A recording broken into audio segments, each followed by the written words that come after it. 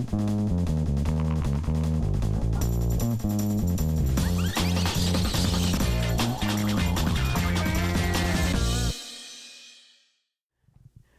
this is Amy Lewis, Marketing Manager here at Cisco, and I have two Andys, Andy Banta, Andy Sholomon, and we're here on Engineers Unplugged. So they're rock stars. So you may think KISS refers to rock stars, but no, it's Keep It Simple Stupid. So they're having a great conversation. Let's listen in. Okay, well, so I had a question for Andy, because he's the storage guy here, that had to do with the fact that I end up having to design very interesting networks that have extended L2 connections because of storage. And I was trying to figure out how that works and why that works. So, I mean, there are a couple different reasons. So, I mean, if you're using FCOE for your storage, for your block storage network, FCOE doesn't take advantage of TCP/IP, so there is no concept of L3 versus L2.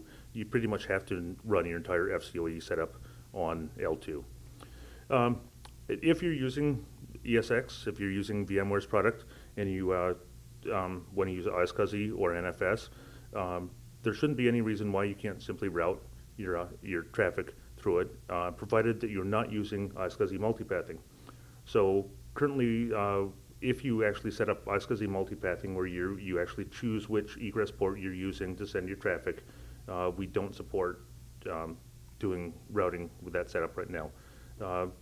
I understand that there are various different places where there are guidelines that are given that say that you should keep everything on an L2 network, but there's certainly the capability in vSphere to do the routing with NFS and with iSCSI without multipathing. Understood. And one of the interesting things that we run into is that people don't understand that, and they expect everything to be an L2 network. I've worked on a design actually fairly recently where, because of the power consumption of the storage arrays were on the other side of the data center in a high power, high cooling area. Okay. And because they were far away from the physical gear, we ended up having to extend L2 all the way across the data center so they could do their storage.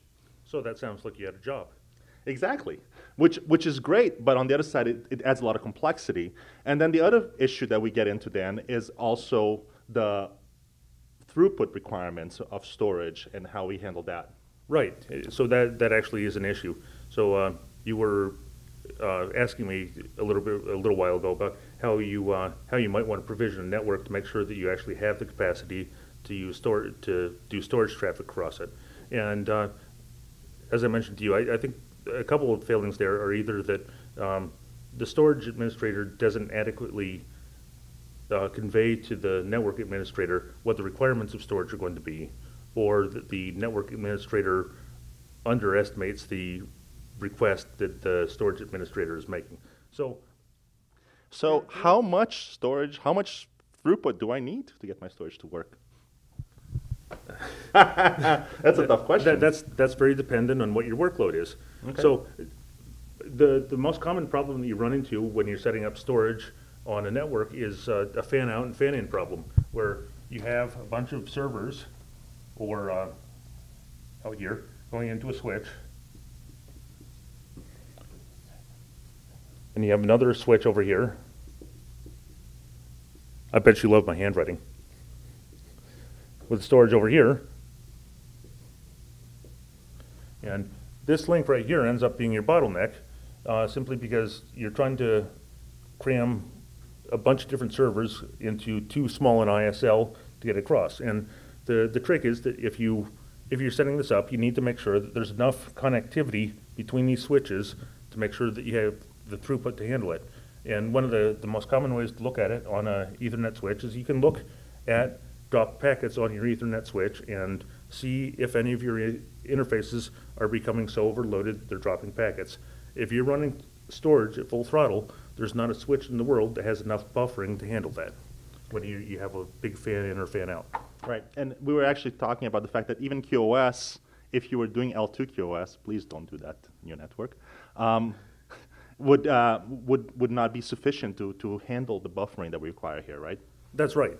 So, I mean, it's no matter what, if you don't have enough bandwidth between your switches are going to drop traffic. So as a question for myself, really, is how big, so if I'm running an iSCSI server, right, or a server using iSCSI, how much throughput have you seen them use? I mean, if I have a 10 gig interface, will it push 10 gig?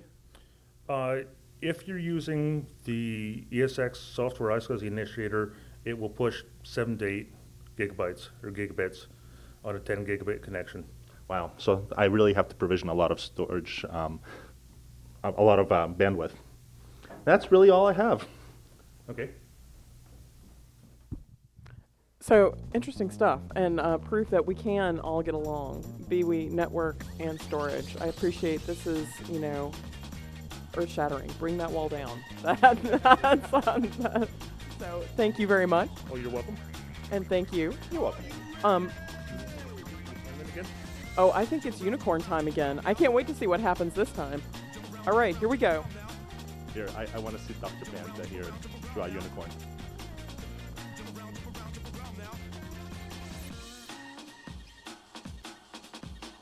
The care. Look at the care he's taking to draw that.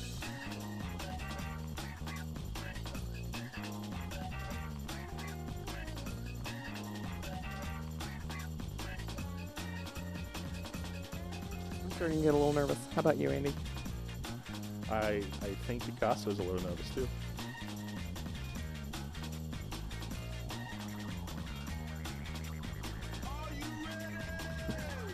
This cannot end well.